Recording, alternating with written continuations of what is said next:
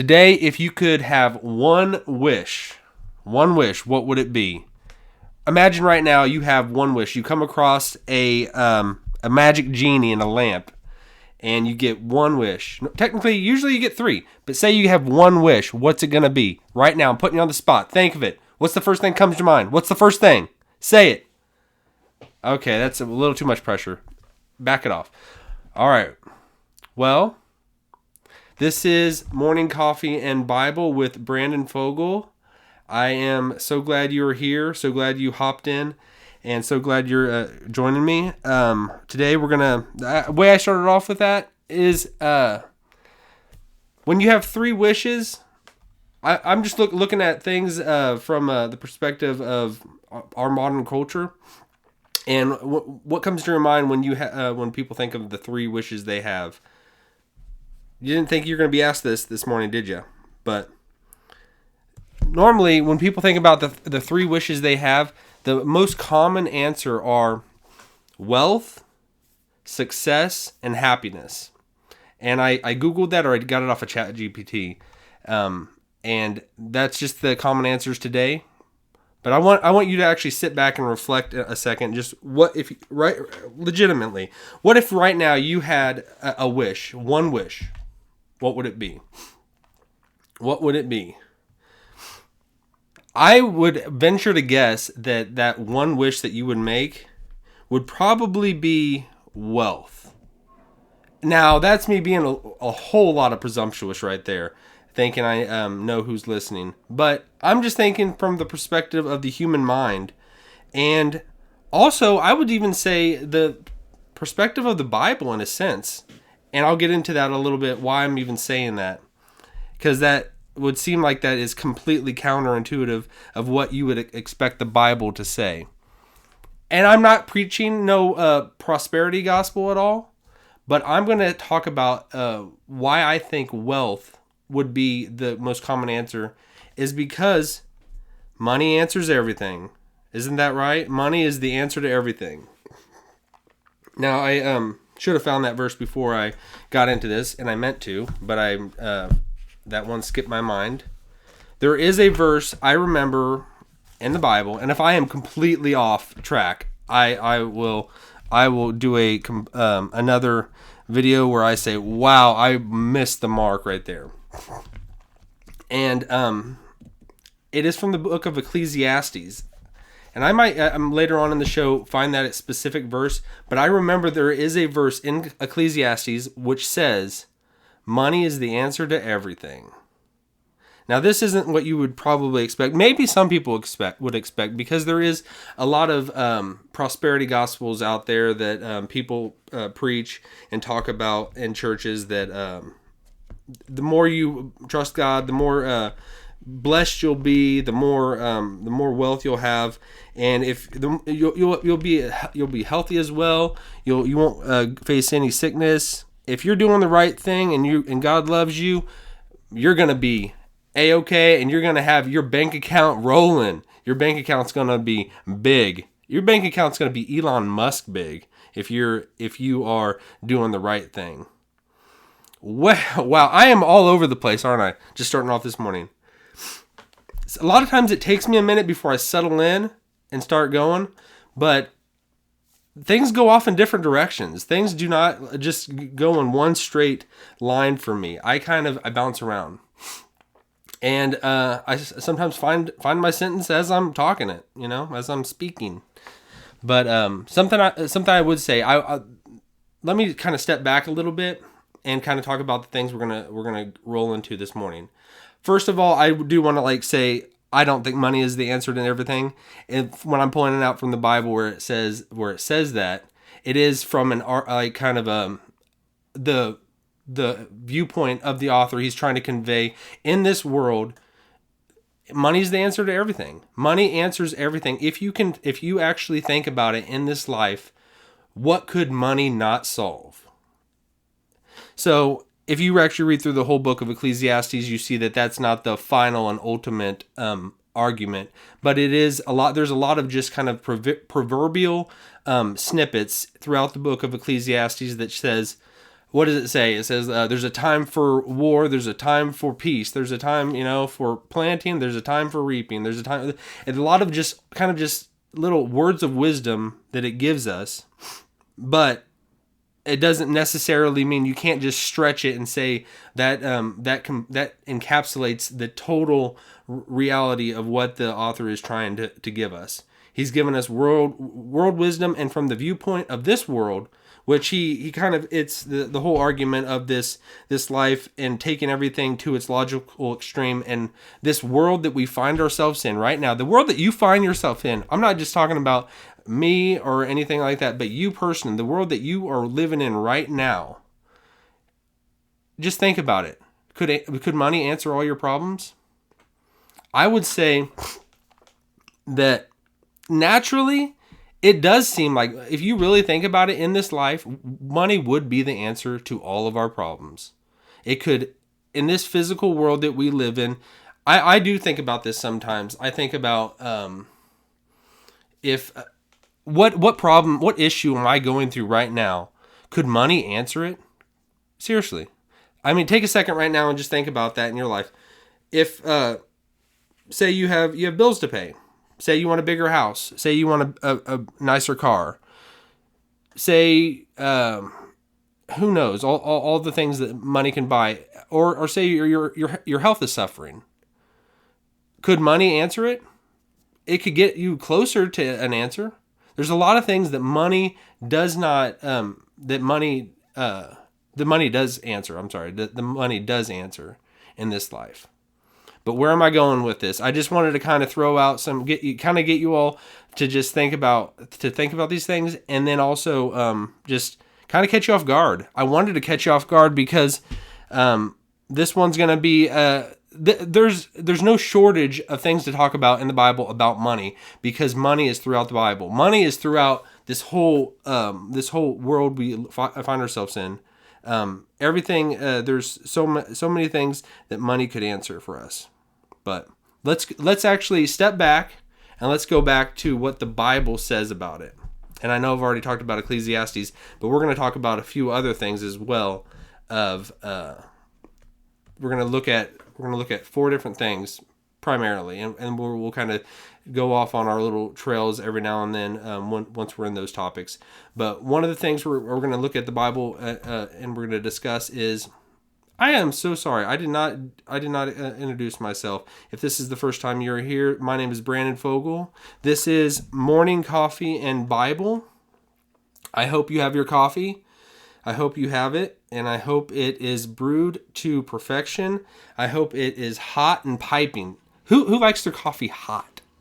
Some people like their coffee cold, But me, personally, I do like cold coffee. But me, personally, if I like it hot, and I like it extremely hot. Because once you have it in your glass, it can only get colder. It can only get colder. It does not get warmer in your glass. Unless you have a cup warmer that heats it up, those are nice as well, which kind of, it just debunks my whole argument right there. But I am taking a drink of H2O as well. Gotta stay hydrated. I call coffee my dehydrator and water my hydrator, and it's kind of like the what is that thing I'm thinking of? It's you got your dehumidifier and you got your humidifier, and once you got both of them going, they can. Once you get that perfect balance, that's when you're in a good spot. That's when you get that sweet spot. But if you got coffee, you got to have water as well. I just ramble. I am sorry that I ramble so much. Sometimes I just keep talking. Gotta fill that air, which I know you don't want to hear that, but nobody wants to hear that. All right, let's step back a bit. It takes me a minute before I actually kind of settle in and get rolling. All right. First thing we're going to talk about is the Bible and how it's viewed. We're going to talk about the 4 things, and the 4 things are, we're going to look at Jesus' perspective. We're going to look at the Old Testament's perspective, the early church's perspective, and 4th, Paul's perspective, the Apostle Paul. I wanted to kind of bounce through those topics. The first one, and when I say perspective, I'm talking about the perspective on money. And the reason I even want to even talk about this topic at all, because it is always so relevant. Whatever we're going through, money it's what we get up in the day, and we have to go to work because we got to make money. We got to pay our bills. It's just a way to function and live. But I'm going to say a couple things. First thing is, money is neutral. It is not evil in itself. It's not good in itself. It is what we do with it that makes it evil or good. And we when we talk about Paul, that's the fourth one we're going to talk about, his perspective. He mentioned that money is the root of evil, and the root of all kinds of evil. Or it actually says the love of money is the root of all kinds of evil. So we'll dive into that later, but just put that out there to kind of think about before we get into it. All right. Let's dial it back. First, let's look at Jesus's perspective. What is Jesus's perspective on money? So, and I wanted to bring this up because it's very relevant, but also if you're looking at the stock market each day, or you're looking at all the crazy things that are happening in our life, and like kind of Bitcoin and cryptocurrencies that are just going bananas right now, it is very relevant for our day and age, which is throughout human history. It's been the same way. Even back, throughout human history, we've had all types of currencies. And when we boil it down, what currency is for, all it is, it's a measure of work. It's a way to measure a unit of work so that we can buy things, so that we can go and barter or take care. We're not really bartering these days, at least in America for the most part. But throughout human history, it's been a way of just, I have something that you need, you have something I need. Let's come to an agreement. And currency, what we have in our culture right now, it shows it's just a way to mark, and it's backed by a government or some type of entity that says we are going to honor that unit of work, we're going to honor that measure of work, and this currency is at this time worth this much. So there's a lot of economics there, and I'm not the best at economics. I've taken economics classes, and I study the news and everything. I study things of what's happening in our current culture and everything like that. But I am not a financial advisor. I will put that out there. All right, but let's look at the view of Jesus's perspective of money. We're gonna take a couple peeks at what he said in different passages. All right. I wanted to first off look at Luke chapter 16, and this is it's a story called that Jesus gave, which was the rich man and Lazarus. The rich man and Lazarus. I don't know if anyone's heard that one before, but we're going to look at that and just see. And Jesus's point in this parable, it's not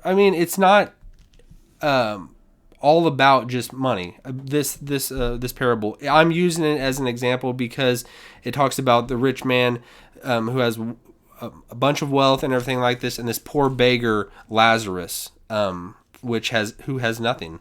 He has nothing, and but Jesus's point in this passage, it's really just to demonstrate kind of just how there's going to be a separation. No matter who in this life, there's going to be a separation at the end, and it doesn't matter if you're rich or poor. But he uses this example of this poor beggar and then this rich man, and he shows that no matter that in that audience he was talking to, they would have expected the rich man is the one that's blessed by God. the poor man is not so much. And we'll kind of talk about that a little bit more when we get into the Old Testament's perspective of money and how we got here. I was in the wrong one. I jumped to John. It is Luke chapter 16. We're going to take a look at this passage.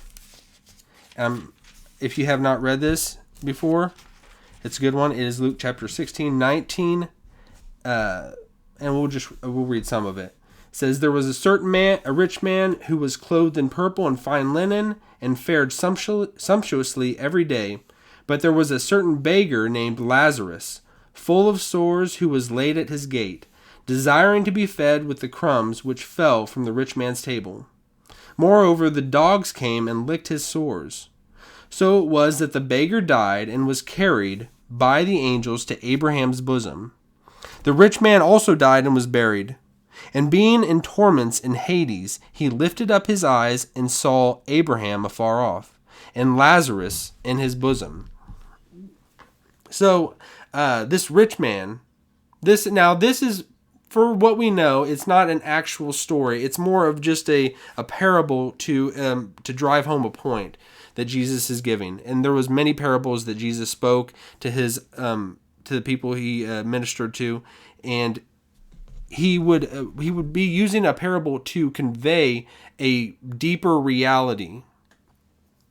Now, some people might think this is an actual story. He's given a kind of an actual account, but I lean towards this is a parable just to drive home a point that he's trying to make. So this rich man, who would seem to have everything he needs, he has this beggar that lives by him, and he probably even gives him a couple things. When he goes by, because we throughout our days, who doesn't always run across someone that is homeless, that doesn't have worldly goods, that is out there standing on a corner, is out there at a stoplight, and I don't know what you all like when you come across those people, and what is your first inclination? Do you want to give them something? Are you upset that they're doing that? I don't know. I mean, like, a lot of people don't want to because they think just giving someone a handout instead of kind of helping them, or like a hand up, kind of like pulling them to a better way of life, and just giving them something, it's going to make them where they become dependent, and then they're just going to continue to do that. But this rich man, he has this beggar that every day he goes by, and he probably even gives him some things. But and this beggar, he seems like it seems like he's cursed from God. Like, you would think the people of God have to be blessed. God's got to be taking care of you. Well, he's the God of the universe. Why would he be your God and you not be taken care of?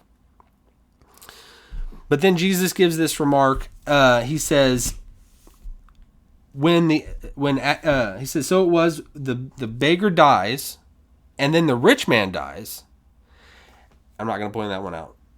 And if you're watching this, you could see that I have a screen that a thumbs up came, and it did not fit well with what I'm talking about. So I'm not going to acknowledge that. All right. So the rich man, the beggar dies, Lazarus dies, and the rich man dies, but they immediately go to two separate places. The rich man goes to Hades, and he's in torment, and then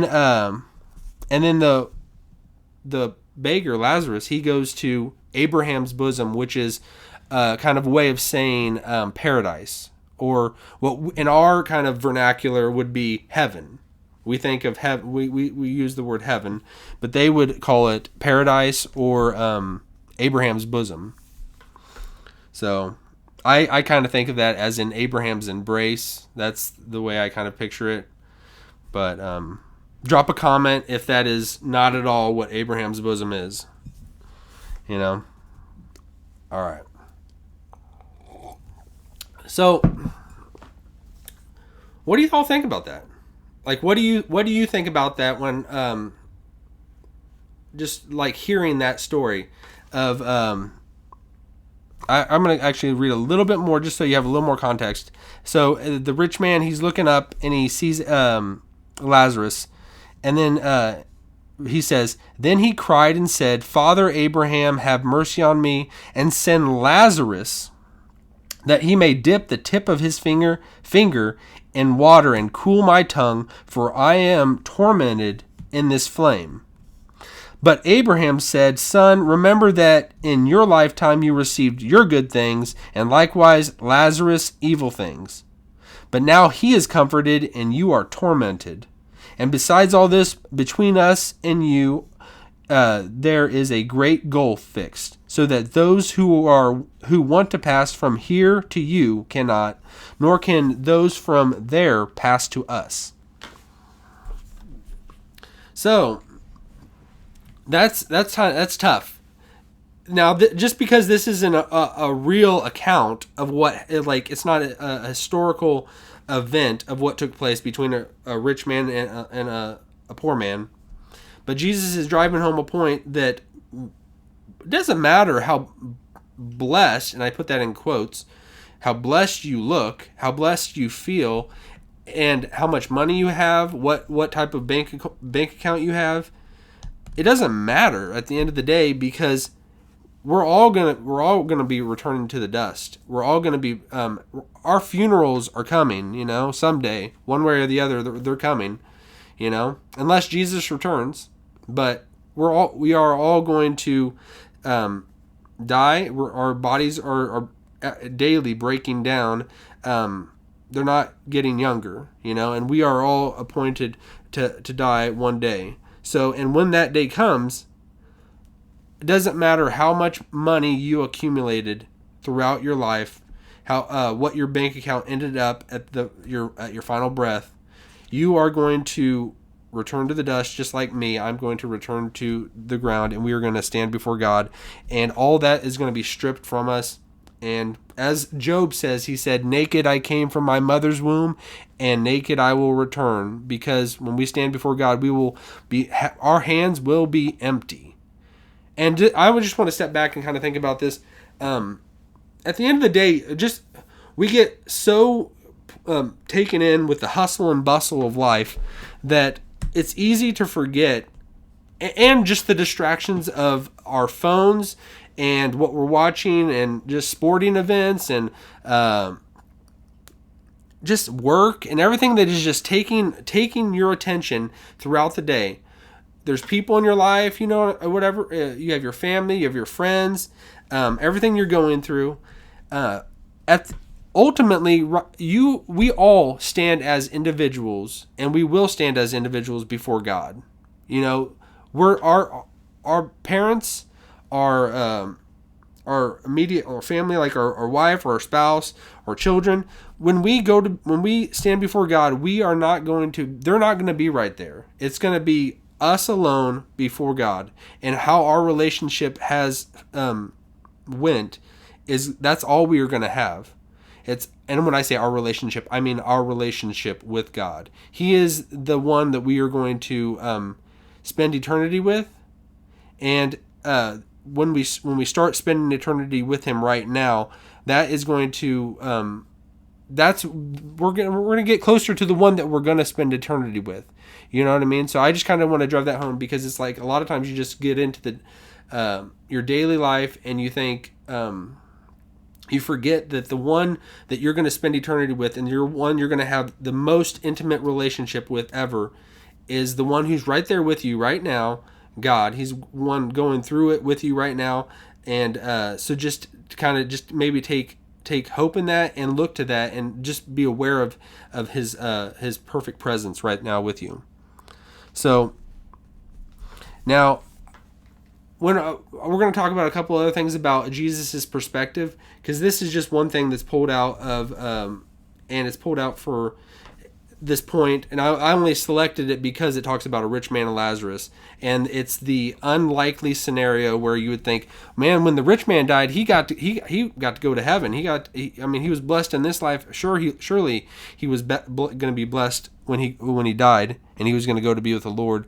But Jesus turns it completely upside down, and the beggar Lazarus, he is the one who, for all the world, that you would think he's the one that doesn't, God's certainly not taking care of him, but he's the one that goes to be with the Lord, and the rich man finds himself in torment and in Hades. Hades would just be another word for the grave. It's the abode of the dead. It's where the dead go. Now, Hades in itself doesn't necessarily mean hell. It was just a way of just saying the grave, And in the Old Testament, in Hebrew, it would have been called Sheol, if you've ever heard that. All right. So we think of Jesus' perspective on money, because where am I going with this? Why am I telling you this? Well, this world that we find ourselves in, like I said at the beginning, money is the most driving factor of all of our lives. It seems like it's everything we do. It's it takes it's something that we have to deal with every day, and it was just as relevant 2,000 years ago as it is today. So what are we spending our money on? Why do we want to? And I think I'm kind of portraying this in now the way I'm wanting to intend to explain it. I'm not saying that money is I'm actually gonna drive home the point that it's not the main thing, and the money that we accumulate doesn't make us who we are. I'm kind of just driving home that it's an extreme that this world wants us to believe that all that we matter is what our bank account says, and that's the opposite from the truth in reality.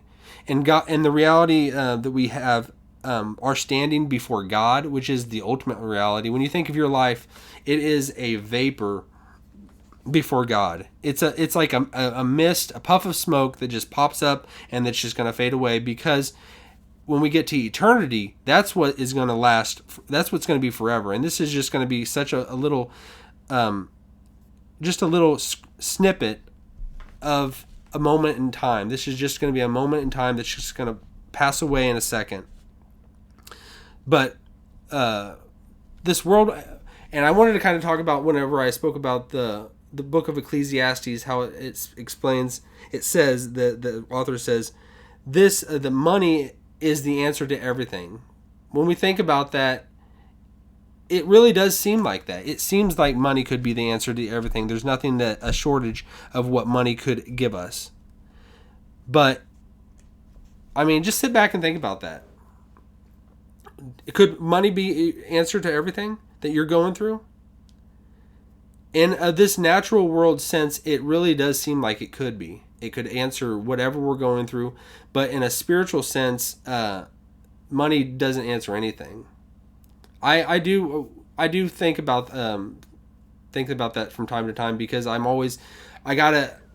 because I mean, just there's the stress and anxiety of life, and a lot of it surrounds money. That's why I don't like to talk about. You would listen to this, you think, man, this guy likes to talk about money. That's all he wants to talk about. No, actually, money is like the least thing I want to talk about. But I know that it's so relevant to our life and our walk with God. It's so relevant because what this world wants to, and I mean, just watching movies, seeing movies, and all it portrays.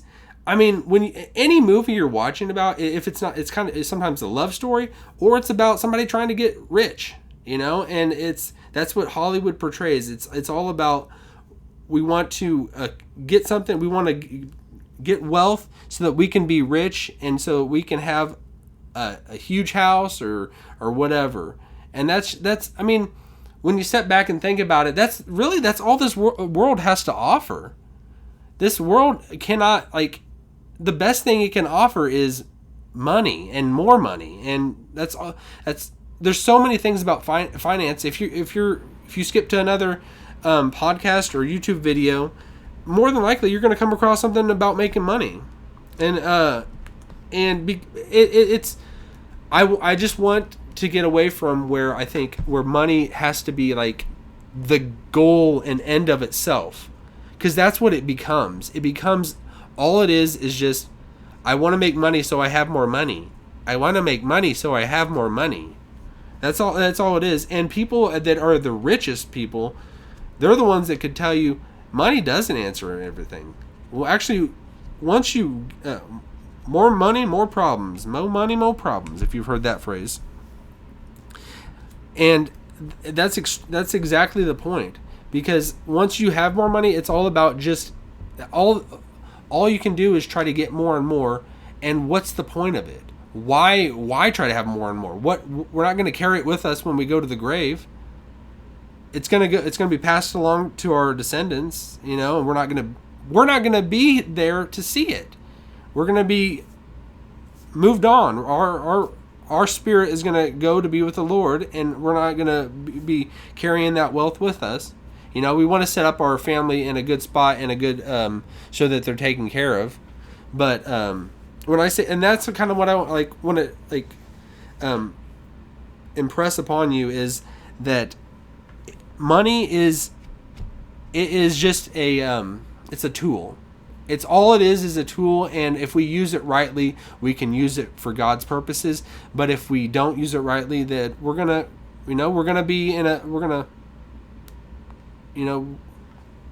what am I trying to say? We're gonna use it in a bad way, and it's not gonna be honoring to God. It's not gonna be taking care of other people.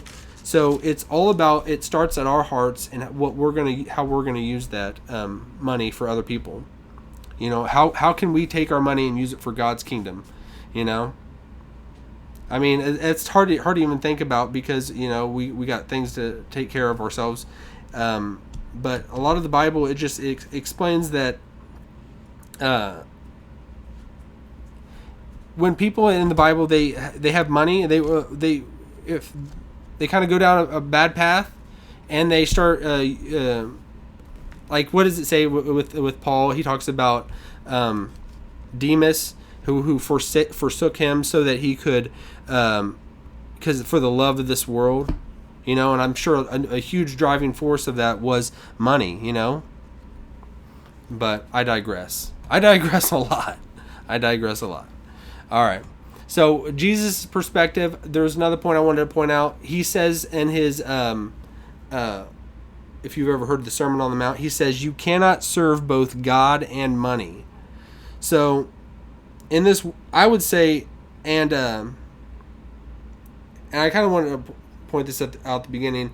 If anyone's ever seen the movie Wolf of Wall Street, that is a movie that is highly intensified about money. That's all it's about. That perfectly encapsulates our kind of perspective of money, because Leonardo, his character Jordan, I think that's his name in the movie, but he says he talks about all the drugs he likes, and he and everything like that, and he says, but the drug his best drug of choice, and he is money. That's what that's his God. He wants to just make more and more of it, and that's and he takes advantage of people and in a lot of ways to do that, and it's all about the God of this world, which is money, in that movie.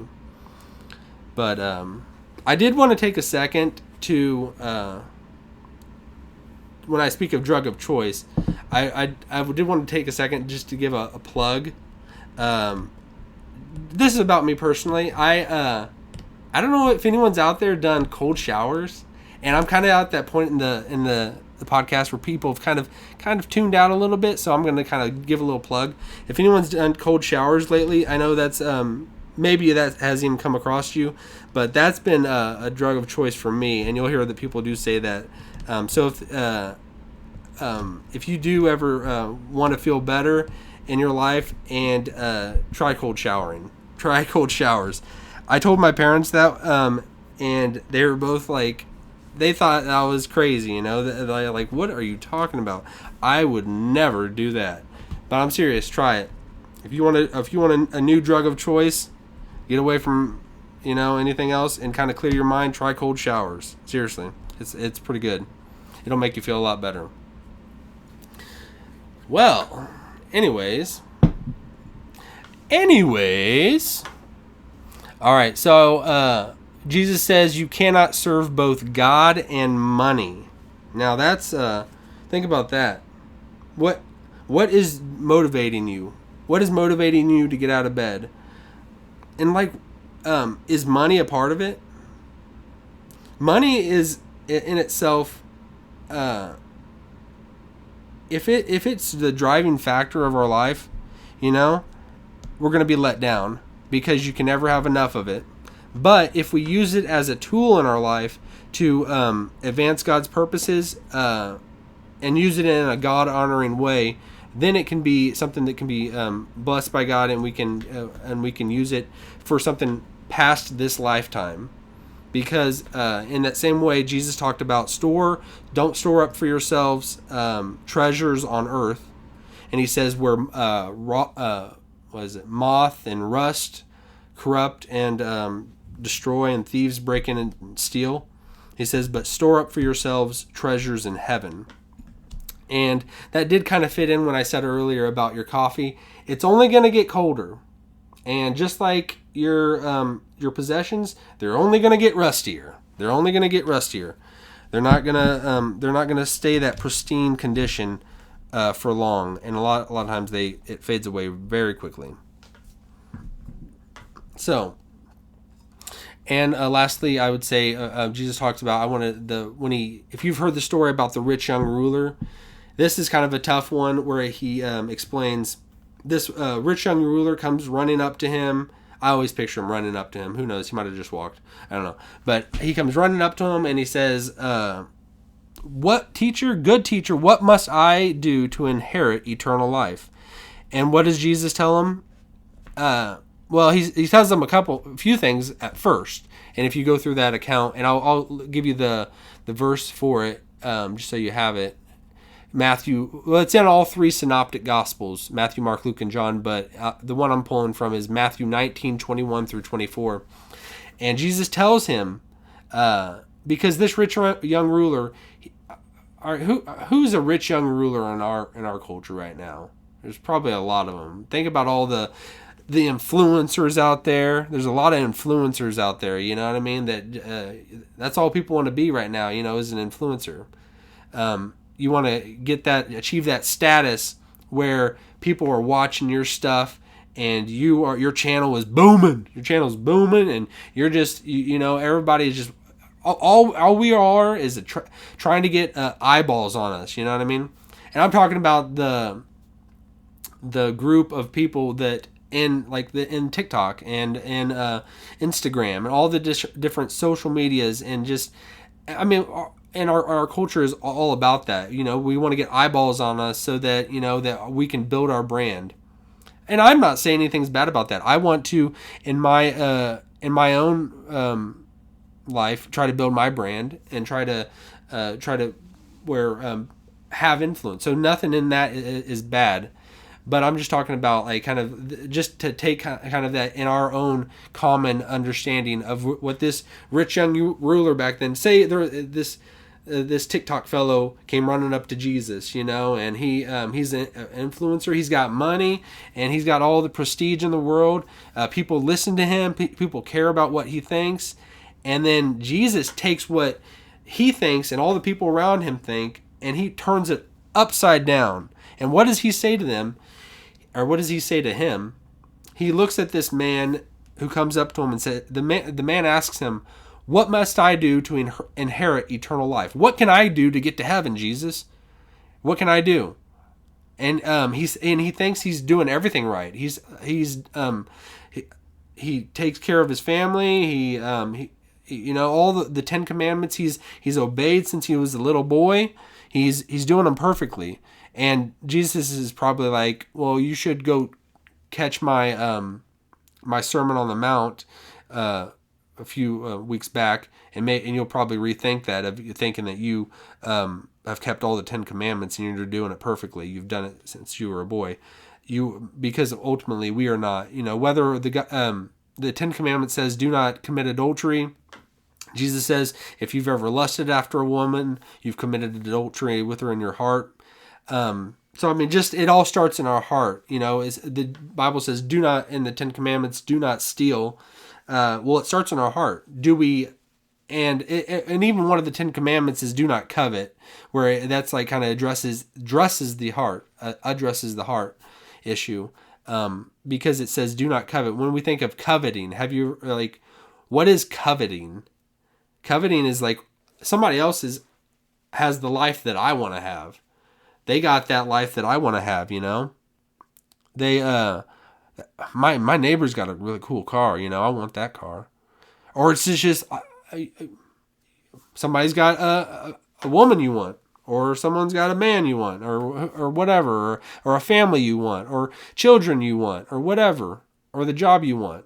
You know, like, because I mean, really, it all starts in our heart. Like throughout the day, like I got to check myself multiple times a day, because I'm like always, I'm wanting something that someone else has, and what that's doing is being unthankful to God with what I have, not being content with what God has given me. And it's once if we kind of take those feelings in our heart where we start coveting what other people have, and we take them and they become action, that's why it all starts in the heart, and then it leads to if you have anger towards someone, what it would lead to would be murder if you took it to its complete extreme, you know. And there is a degree where murder is definitely a lot worse than having anger towards someone, but it starts there. So this rich young ruler is talking to Jesus, and he says, what must I do to inherit eternal life? Jesus, I know you are the man of the hour right now. You're the good teacher. You know, you tell me what do I got to do? What do I got to do to get in? You got to tell me, you know?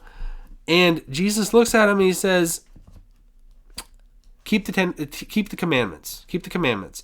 And then the man says, I've done that, Jesus. I've done it since I was a little boy. And then Jesus says, and then it says he looks at him and he loved him. Jesus loved this man. And then he tells him, you lack one thing. Go sell everything you have, give it to the poor, and then come follow me. Now, is that what you really want to hear? Now, I started off this show talking about everything about money is the answer to everything, and money is so awesome. And then Jesus says something like that, like, go sell everything you have and give it to the poor? What? That is completely not what we want to hear.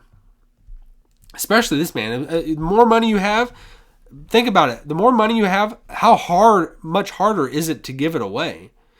It's like the more money we have, it's a lot easier to try to to close our hand around it and hold it even tighter. Whereas money it's gonna it like says in the Bible, it will make itself wings and it'll fly away in a day. You know, it'll fly away. You know, it is so not reliable. Money is not reliable at all. You know, you think of like what is your hope right now in? If you're a person that has stocks and you're in the stock market, you might feel pretty good. You might, and I'll take it back to the Wolf of Wall Street. What's that character? Matthew McConaughey. He says this person, he's getting rich, and he says on paper. He says, but meanwhile we're bringing home cold hard cash. But really, like, if you're putting your hope in the stock market could tank tomorrow. It could tank today. It's, you know, and people in this world there's going to be people that are rich and there's going to be people that are poor. One is not more blessed than the other before God in reality. and somewhat the poor are almost in a better position because they are not putting all their hope in just what can I have, because they don't got anything. I mean, they don't have anything, so that they're not able to just cling to money, and that they're going to be more open to the gospel of Jesus Christ and putting their trust in Him. So money, it can be, it's an illusion. It will trick you if you let it. Don't let it become your focus. Don't let it become your focus. And I can't let it become my focus. Because if it's all my heart wants, it'll never have enough. It's never satisfied. You're never going to have enough money. You know? Well, you could think, well, if I get to this point, but let's just get that whole mindset out of us. We don't need to think about having money being anything. Money does not matter. Money does not matter at all. It does not matter. It's like speaking out of both sides of my mouth when I say it doesn't matter, but it's the answer to everything. It doesn't matter, but it's the answer to everything. In this world, money does answer about everything. But if we put our reliance on it, all it's going to do is deceive us. And it's going to lead us down a bad path. So if we can just get completely outside of thinking of money, of being our savior, just get away from that. So Jesus tells that rich young ruler, he tells this nice TikTok influencer, go sell all that you have, and give it to the poor, and then come follow me. And what does this rich young ruler do? It says that he became very sad, and he went away, and he just walked away. Now, what would you do in that situation? What if Jesus came to you right now and he said, hey, what you need to do is give away all your possessions, go give it to the poor, and come follow me? What would you do? I hope, and by the grace of God, we would all say, amen, yes, Lord Jesus, I will follow you. I will give everything I have to the poor. I will sell everything I have, and I will come follow you. By God's grace, we would all do that.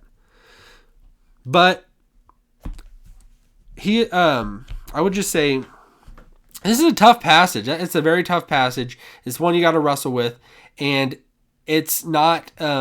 I would say if we are in that position where I think we all right now, put yourself in that position. You are seated in that. You're standing in that rich young ruler's shoes right now. We need to have the mindset that if Jesus asked us that, yes, of course, obviously, we would give up everything we have, because it doesn't matter. All these possessions, they don't matter. Whatever you have, they are just tools in our hands, and they can either be used for good or for evil. But a lot of these things in this world are just neutral in themselves. And it's when we start desiring them and we start craving them and wanting, and that's all that that's where we find our happiness. That's what it's going to lead us down a bad path. Let's see. Okay. I need to pick up the tempo and not drag things out so much. So now, moving on, I wanted to kind of jump back into what is the Old Testament's perspective of money. And this is where it kind of gets kind of dicey, because in the Old Testament, if you come to it and you don't have the New Testament, which people up to Jesus' time did not have the New Testament. They their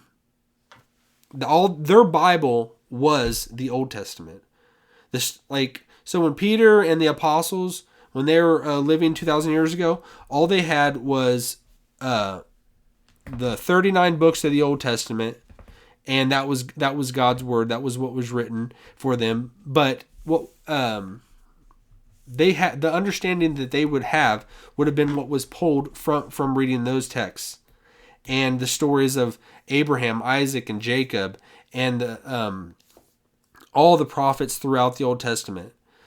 And if you even kind of dial it back a little bit more and go to the very first 5 books of the Old Testament, which is the books of Moses, when it describes the money, when it describes current, just wealth in this life, it seems like it is all about that God is going to bless you if you're obeying him, because it seems like the people in the old like with Abraham, Isaac, and Jacob and those people, they were people of God, and they were doing what God wanted them to do, and they were blessed. They were extremely wealthy.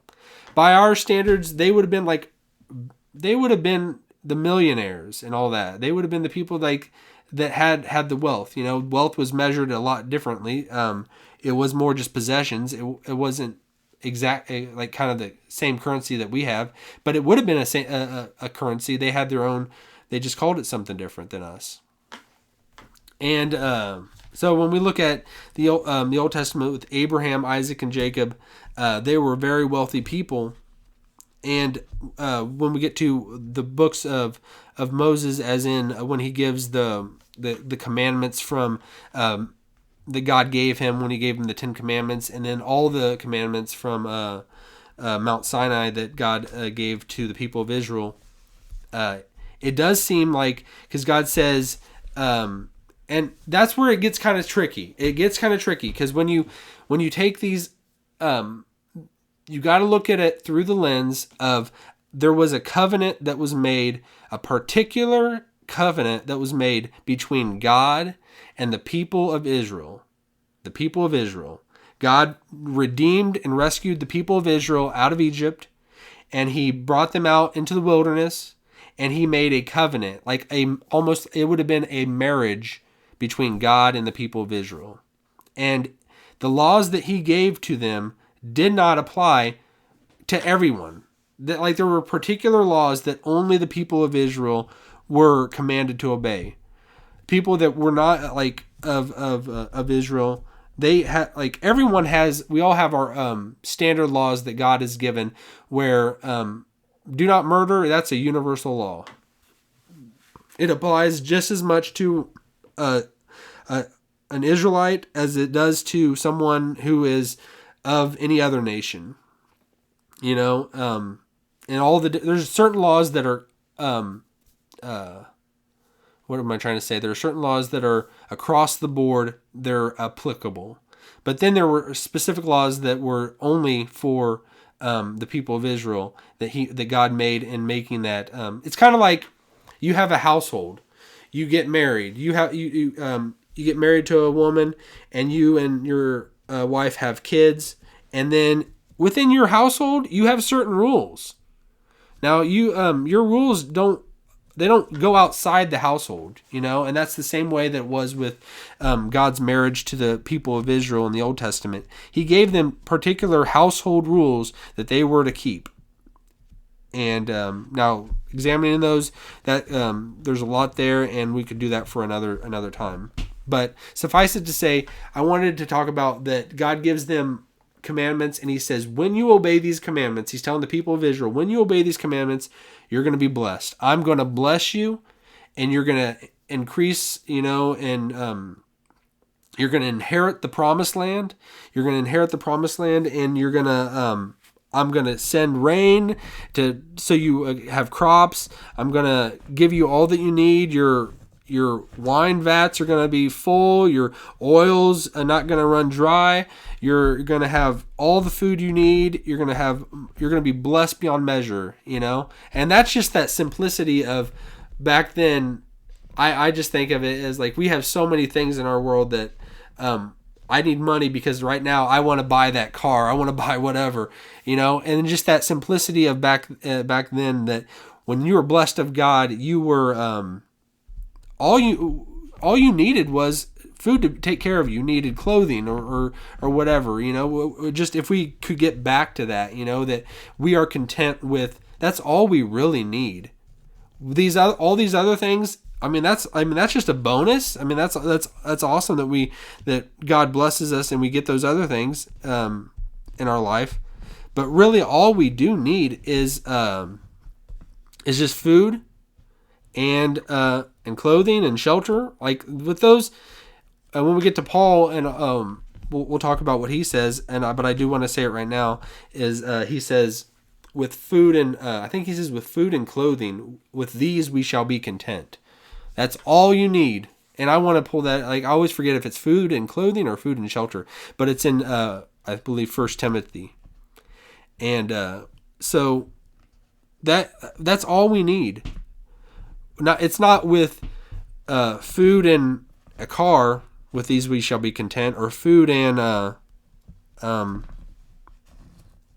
who knows, all the many things that we can buy. Food and a huge house, with these we shall be content. No, with food and clothing, with these we shall be content. That's all we need. Something to just take care of us, because we don't need to find our joy in our possessions. Our possessions, if we let them, they will possess us. And I am so guilty of this. I whenever I get something, all I want to do is just hold it so tight, and I don't even want to use it, because I don't want it to wear out. I want it to, and I'm going to just step out a little bit, and it's just kind of funny, because I am that way. I buy things, and then I don't even use them, because I don't want them to, like, kind of get used and not be as nice of quality. I bought and one of my daughters, Bonnie, she always says, when are you going to use that basketball that you bought? And it's probably a basketball that I bought maybe 5 years ago, and I haven't used it because I don't want it to get beat up and dirty or whatever. And so I use the crummy basketball that I've used for over and over, because I want to have that nice one ready for me when I want to use it. And she's always like, why don't you use that basketball? And she'll probably graduate from before I actually pull it down from the shelf and use it. And that's what things do to us. We start all we do is want the nicest thing, and all it's going to do is get worn out and get beat up and not be as nice. But if we let possessions possess us, I think that was from a Home Alone movie. I think he said something like that. He talked Kevin off of Home Alone. If anyone's in the know, he talks about having roller blades or roller skates, and he didn't want to pull them down because he wanted to keep them so nice. I am going to try to fact check if find that and maybe share it with you exactly word for word what good old Kevin McAllister said in that movie. But he did say something like that, and I think it's when he was talking to. It had been Home Alone 2 when he was talking to the guy at the toy store. That's what I'm thinking. I might fact check myself on that one. But we don't want to let our possessions just possess us. But in the Old Testament, like with God giving the laws, and because he says it's in the end of Deuteronomy. Deuteronomy is the last book of the books of Moses. And it's God is telling the people of Israel, when you will be blessed when you keep my commandments, and then when you don't, if you don't do all my commands that I'm giving you right now, when you don't do them, you are going to be cursed.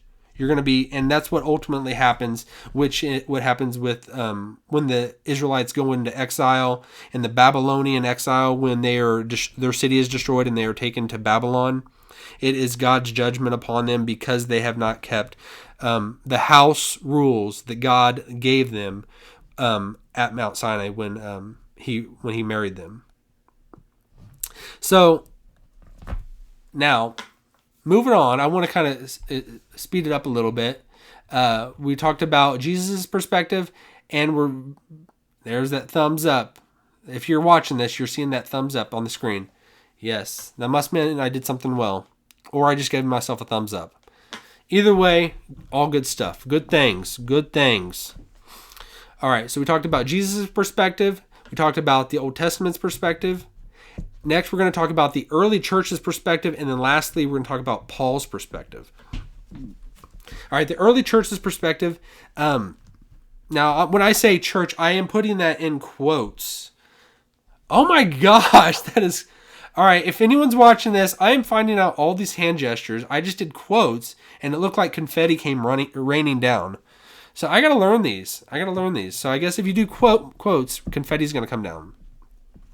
But I say the church's perspective, the early church, and the reason I'm saying in quotes, because, I mean, it's like the church was formed then, but it is still the same people of God throughout the Old Testament into the New. It's not like God suddenly became the church. God suddenly became the people. I don't know words. What are words? God suddenly became the God of a group of people that are now the church. No, it's been his same people of God throughout the Old Testament and into the New. Throughout human history, God's had one group of people. It's not like he has some people in the Old Testament and then it's a brand new group of people in the New Testament. No, it's the same people of God from Genesis to Revelation. And it's the same people of God that are going to be able to spend eternity with him. So when I say the early, that's why I'm saying I put that in quotes about the early church. But when I'm talking about that, I'm talking about in the New Testament after Jesus is raised from the dead, he goes into heaven, and the apostles are to go to the world and preach the gospel and share the gospel and bring as many people as they can into the community of believers. And tell them how they can be forgiven and spend eternity with God. You know, that's our mission, is to share Jesus throughout the world. So now the early church's perspective after Jesus has ascended, and in the early parts of the book of Acts, we see this, that all the believers, what they're doing is the apostles are there and they're following the teachings of the apostles, and the people are all selling their possessions. They're selling everything they have, and they're bringing all their money and they're laying it at the apostles' feet. Now, we do not have apostles in the same sense that the apostles in the apostles in the New Testament are spoken of.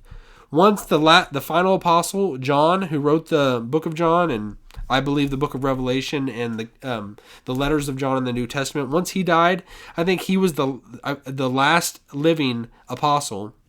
And when he died, that was so you could kind of qualify it as in apostle, as in capital letter A, apostle.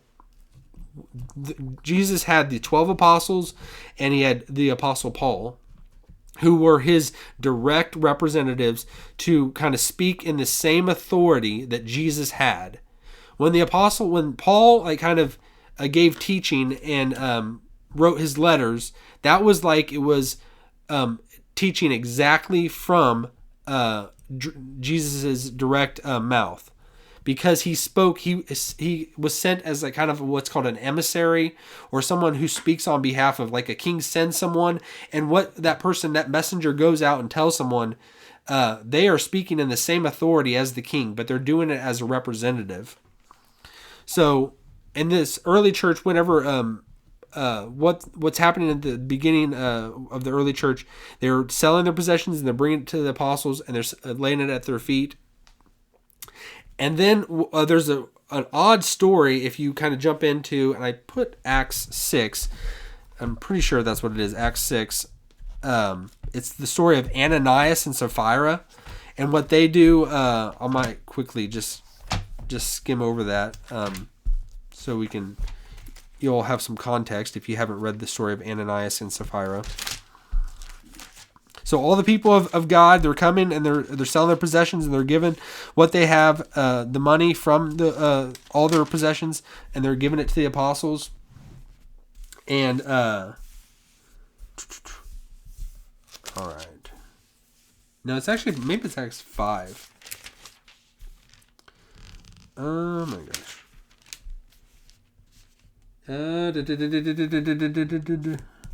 All right.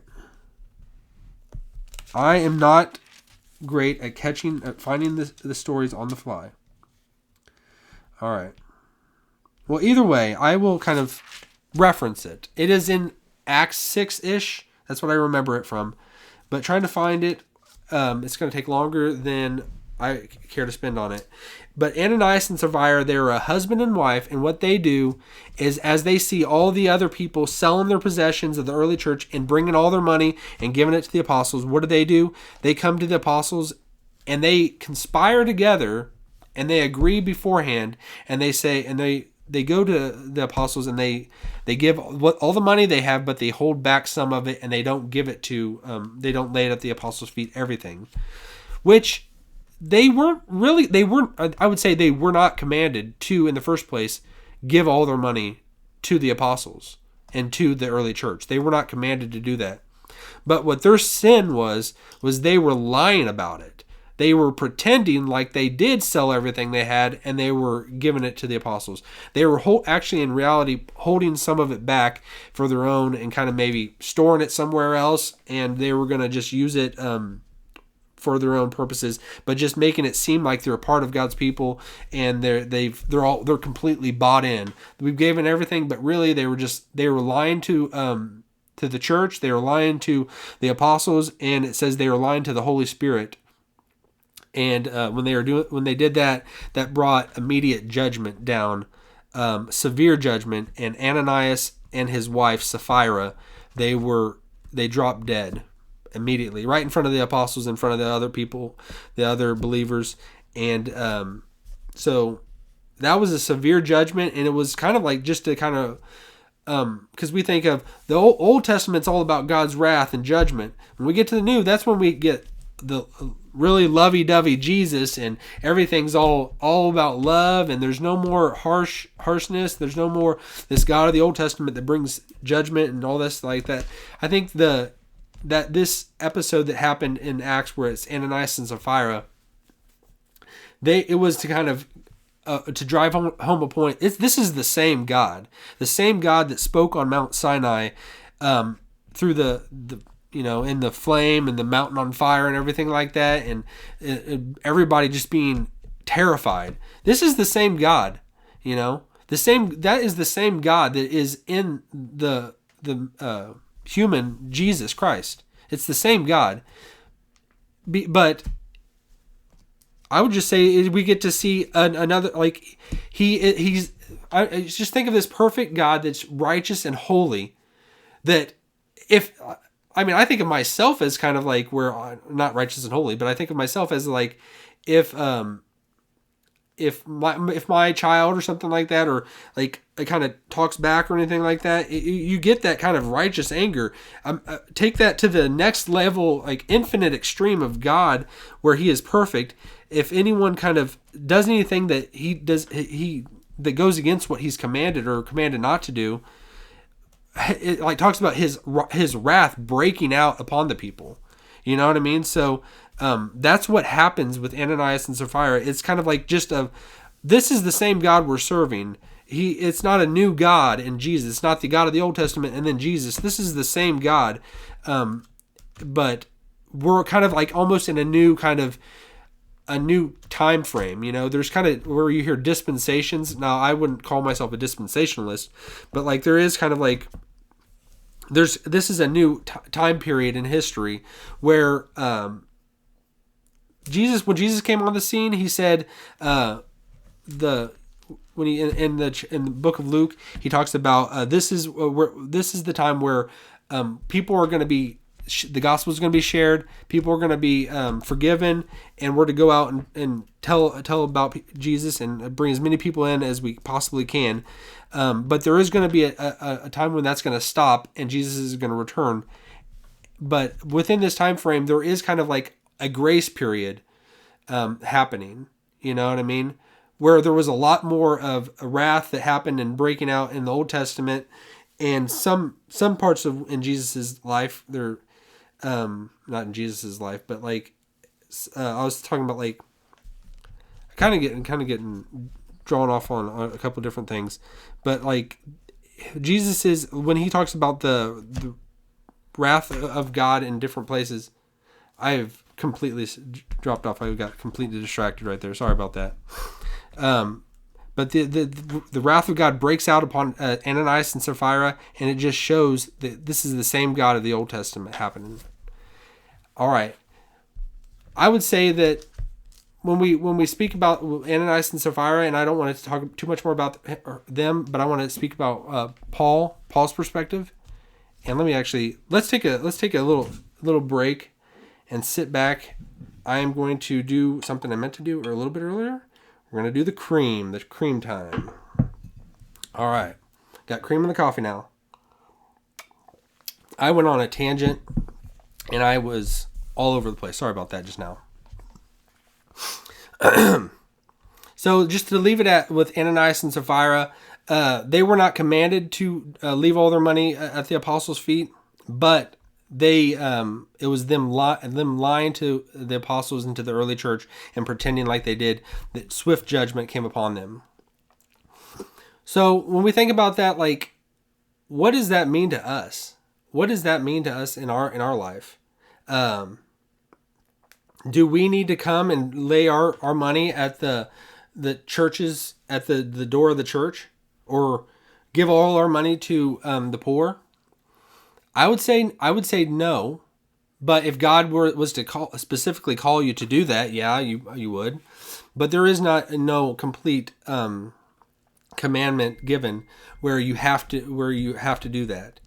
The instances with Jesus and the rich man and the young ruler, he specifically gave that person that commandment. And then, so I want to kind of move forward and fast forward a little bit to Paul's perspective. Now, when we talk about Paul, I'm talking about the Apostle Paul in the New Testament, and he is the one that persecuted the church, and that he ultimately became a Christian because Jesus appeared to him on the road to Damascus. And what he talked about, I'm getting all these notifications, I'm sorry. When you talk about Paul's perspective, I gotta for future, I need to silence that. I need to silence these things so they do not come through. That is silly of me. I would put it on Do Not Disturb now. The Apostle Paul, and I kind of mentioned this earlier, but when he talks about in the book of Timothy, 1 Timothy, and he says the love of money is the root of all evil. He says the root of all kinds of evil, and that's what it is. It's when you have a love of money that drives you, that is where you're gonna kind of fall off the path. You're gonna fall off the short and narrow.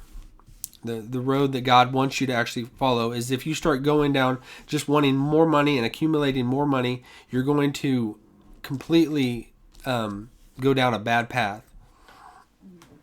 So we have to we always got to guard ourselves from doing that. In another passage, he talks about because Paul, I would say there's good evidence to say that he was a wealthy person, like he was in certain instances, because he talks about, I know what it is to have a lot, and I know what it is to have nothing.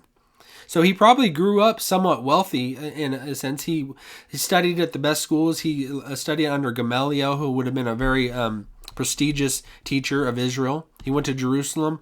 He probably had the best education possible.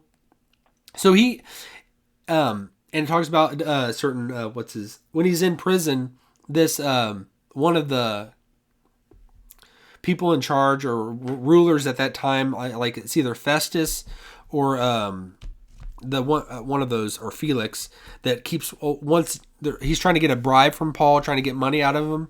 So Paul possibly had some money, but he was also in prison. He also had all his wealth taken away from him. So he knew what it was to have a lot of money, probably. And I'm just kind of speaking speculation, but he also knew what it is to have nothing.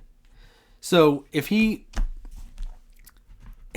found what he said is in the book of Philippians, he says, I found the secret, and that's to be content. And I would say the secret is to be content in everything. He found what it is to, and let me just actually find that and read that, because that is such a good passage to kind of talk through.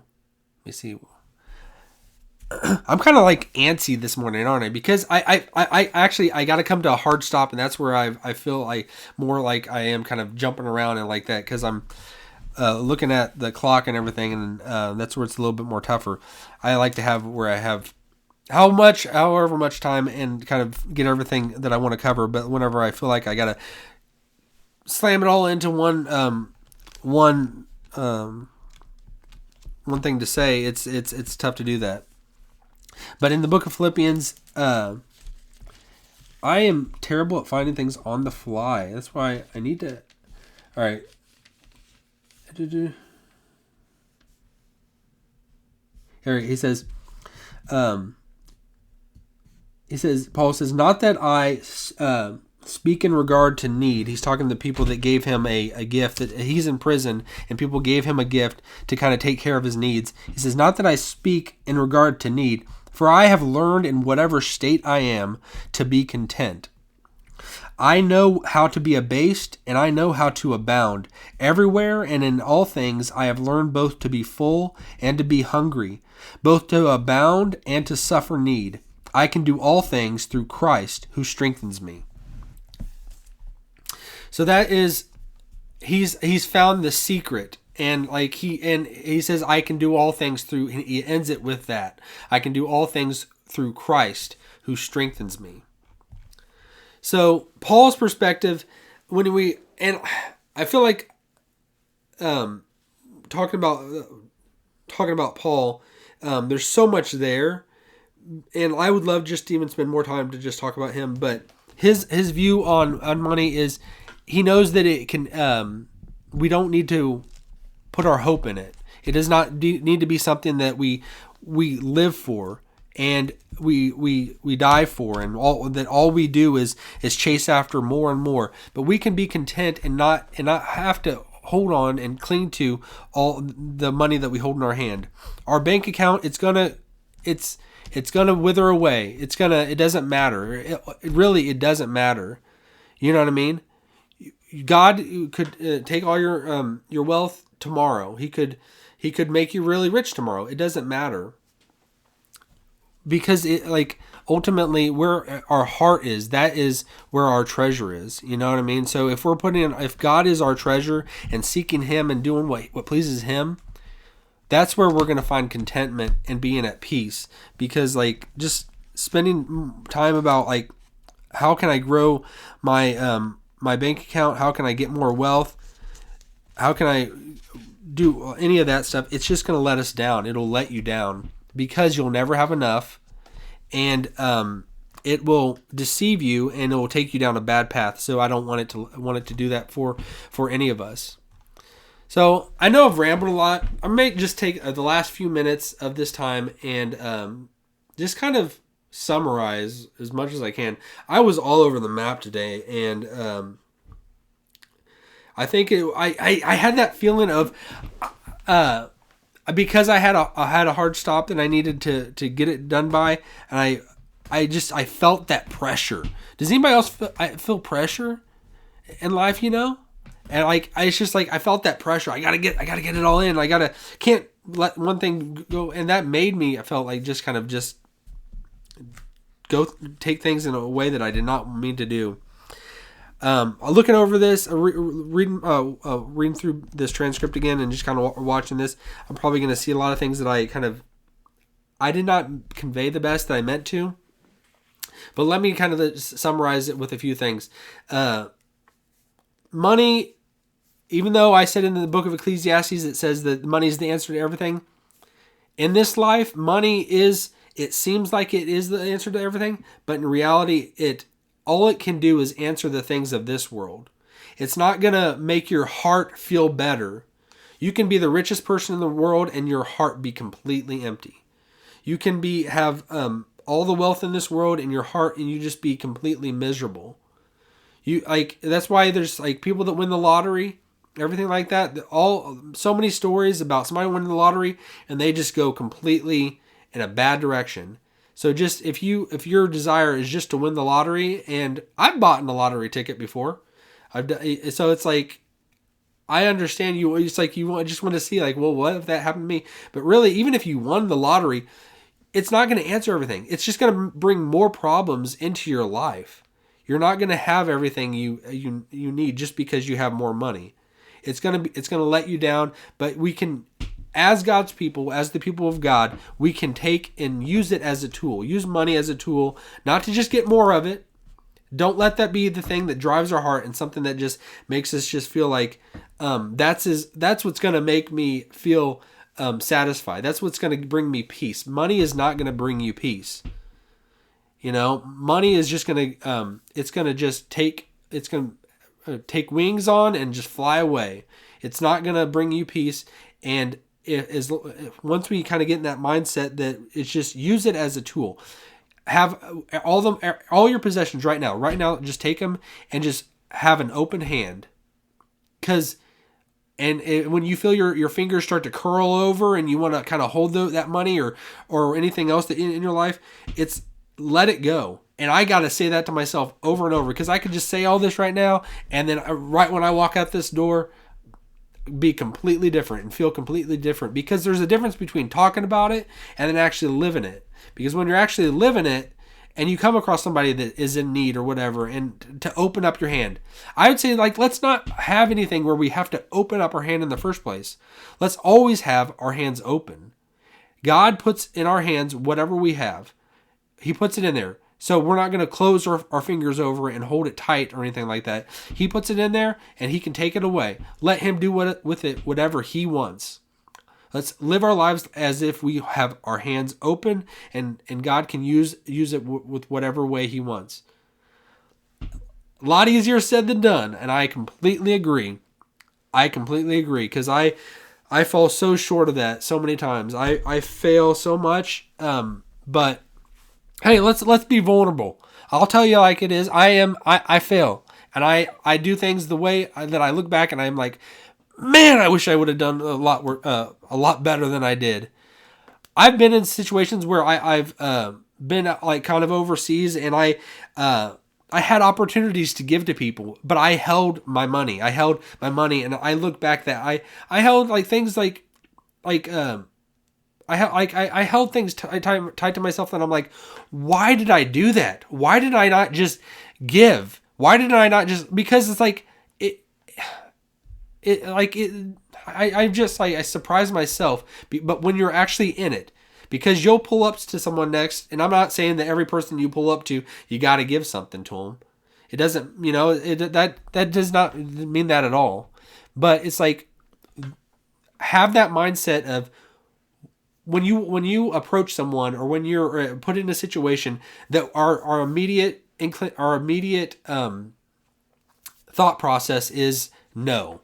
Don't have that be your thought process, where your immediate the way of thinking is that you're just completely cut off. I'm saying no to this person, or I'm saying no to doing this nice deed or whatever. But have the mindset that you are just open, and say, God, whatever you want me to do, I am open. Just put yourself in that you live with the mindset of, God, whatever you want me to do in this situation, I am open. Do with what you will. And I'm going to strive to just keep myself open. I'm not necessarily, I walk up to this person, or I pull up to this person next at a stoplight. I immediately, I got to give them something. And I'm driven out of guilt, and I got to just to feel like I did something right, or I made God feel happy with me or whatever. No, just drive up, and I am open. God, whatever you will. Use me however you will. I am open, and whatever situation, just have that thought process of being open to the leading of God. Just put yourself in that, and by God's Spirit and by His grace, He'll lead you in the way that He wants you to go. All right, so I'm gonna close it at that. I hope you all have an excellent day. I hope God I hope you recognize how much God loves you, and He's with you right now. And I hope you just feel His presence. And even if you don't feel His presence, because that in itself, that's a nice thing when it happens, when you feel God's presence and everything like that. but it's not always going to be there. It's not always going to be there as in the feeling. He is still always there. So have that mindset that he is with you, and whatever you're going through, he's with you. Take his leading wherever he leads you, and just have that openness.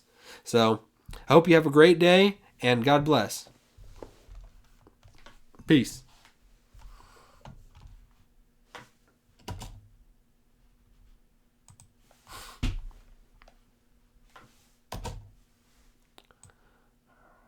All right. That was not pretty. I would say that. I will leave this to the people that would see the videos of this. That did not feel good. I felt like really rushed and felt really I was all over the map there. So this like how I feel like right now, even though like I'm on camera, like there's that sense where I was like doing the video that I felt like I could not say it the way that I wanted to explain it. Did not go well, in my opinion, but we'll do the regroup, look it over, and to anyone that's watching this, I hope you have a wonderful day. Peace.